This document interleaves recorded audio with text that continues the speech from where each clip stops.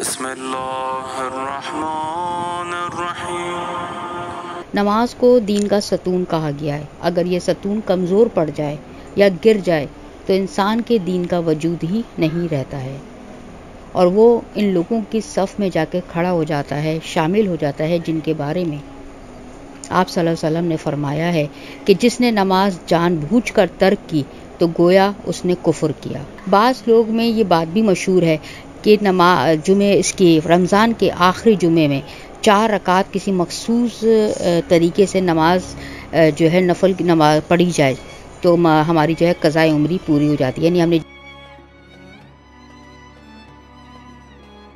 वजीफ़ा और हाजित के मौजूद सामीन अस्सलाम वालेकुम। हम में से बहुत से लोग हैं जो नमाज में सुस्ती करते हैं और जिसकी वजह से इनकी नमाजें कज़ा हो जाती हैं। तो ऐसी सूरत में कब्र में सबसे पहले जब नमाज का सवाल किया जाएगा तो सोचें इस शख्स का क्या हाल होगा। बाज़ लोग में ये बात भी मशहूर है कि जुमे इसकी रमज़ान के आखिरी जुमे में 4 रकात किसी मखसूस तरीके से नमाज जो है नफल की नमाज पढ़ी जाए तो हमारी जो है क़ज़ाए उम्री पूरी हो जाती है। यानी हमने जितनी भी अपनी ज़िंदगी में नमाज़ें क़ज़ा की हैं पूरी हो जाती है।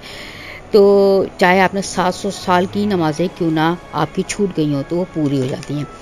ये एक मन घड़त हदीस है, इसकी जो है सबूत नहीं है, ज़ईफ़ हदीस है कोई, और इसमें कोई सच्चाई नहीं है। ये सरासर बेवकूफ़ी है और ये बेवकूफ़ लोग हैं जो ये समझते हैं कि हम ये 4 रकात बस पढ़ लेंगे रमज़ान के आखिरी जुमे में तो हमारी जो है क़ज़ाए उम्री इसका बोझ उतर जाएगा। अब सवाल ये है कि जिन लोगों की नमाज़ें ज़ाया हो गई हैं, क़ज़ा हो गई हैं, उनका शुमार भी नहीं किया जा सकता तो वो इन नमाज़ों का कफ़ारा कैसे अदा करें।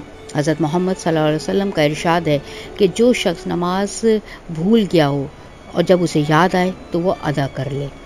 इसका कफ़ारा सिवाय इसकी क़ज़ा की नियत से अदा करने के और कुछ भी नहीं। इस वीडियो में एक आसान तरीके से आपको जो है बताया जाएगा कि आप क़ज़ाए उम्री कैसे पढ़ सकते हैं और अपनी क़ज़ाए उम्री को कैसे जो है पूरा कर सकते हैं।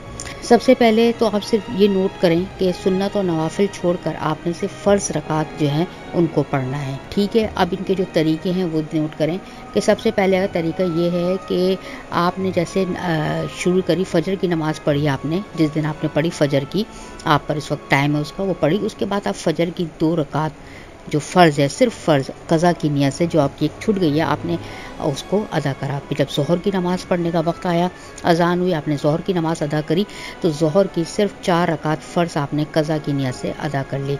इस तरह असर के साथ असर की, मग़रिब के साथ मग़रिब और इशा के साथ इशा की पढ़ें।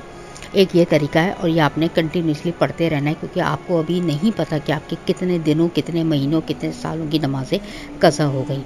तो ये आपने अपनी ज़िंदगी का एक मामूल बनाना है। ये तो एक तरीका है। दूसरा तरीका ये है कि एक वक्त आप रात का मुकर्रर कर लें जिसमें आप सब लोग फ्री हो जाएं या जो आपको लगे कि आप फ्री हैं। 1 घंटा तकरीबन लगेगा आपको आपकी 5 क़ज़ा नमाज़ों को अदा करने का। फ़र्ज़ आपने सिर्फ जो है फ़र्ज़ की रकात पढ़नी है, यानी फ़जर की भी फ़र्ज़, ज़ोहर की भी फ़र्ज़, असर, मग़रिब, इशा की फ़र्ज़ नमाज़ें। और इंशाअल्लाह ताला ऐसा करते हुए अगर आपकी मौत भी वाक़या हो जाती है तो खुदा आपकी इन कोशिशों को ज़रूर देखेगा और आपकी बाकी नमाज़ों को माफ़ फरमाएगा जो क़ज़ा हो गई इंशाअल्लाह ताला। लेकिन इसके लिए आपको नमाज के साथ साथ अल्लाह ताला से इस्तिग़फ़ार करते रहना है और अल्लाह से तौफ़ीक़ मांगते रहना है कि अल्लाह ताला आपको इतनी तौफ़ीक़ दे कि आप अपनी क़ज़ाए उम्री को पूरा कर सकें। इसके अलावा जो लोग बीमार हैं या शदीद बूढ़े हैं या उनमें इतनी ताकत ही नहीं है कि वो अपनी नमाज़ों क़ज़ाए उम्री को पूरा करें और अब उनको होश आया और अब वो चाहते हैं कि ऐसा हो तो वो उजरत देकर भी किसी मुस्तहिक़ और ज़रूरतमंद को जो है अपनी नमाज़ें क़ज़ाए उम्री पढ़वा सकते हैं। लेकिन इसके लिए आपका यकीन करना ज़रूरी है कि जिसको आप ये पैसे दे के, उजरत दे के नमाज़ अपनी क़ज़ाए उम्री पढ़ा रहे हैं उसकी जो है नमाज की अदायगी बिल्कुल ठीक हो। ये ना हो कि वो गलत नमाज़ पढ़ रहा हो और आप उसी को पैसे दे दें, ठीक है। इसके अलावा रमज़ान में अदा करने के लिए इसलिए कोशिश करी गई कि इसमें जो है सवाब ज़्यादा होता है। इसमें आप अदा करेंगे तो आपको, क्योंकि इसी में लोग ज़्यादातर जो है दुआएं और नमाज़ें वगैरह, वजीफ़े वगैरह पढ़ते हैं, तो इसमें अपनी नमाज़ों को अदा करने की कोशिश करें, ठीक है। ये है तरीके, इनको आप इनमें से सबसे बेस्ट तरीका जो है मुझे पहला लगता है कि हर नमाज के साथ उसकी क़ज़ा नमाज अदा कर दी जाए और ये अमल अपनी ज़िंदगी तक जारी रखें इंशाअल्लाह ताला अल्लाह ताला सबको तौफीकात दे, आपको और मुझको, कि हम अपनी तमाम क़ज़ाए वाजिबात जो हम अदा करने से छूट गए हैं, हमने अल्लाह को नाराज़ किया है, हम उसको जो है पूरा कर सकें और अल्लाह को राज़ी कर सकें। उम्मीद करती हूँ छोटी सी एक मालूमाती वीडियो आपको पसंद आई होगी। अपनी दुआओं में ज़रूर याद रखिएगा। अगली वीडियो तक के लिए मुझे इजाज़त दीजिए। अल्लाह हाफ़िज़।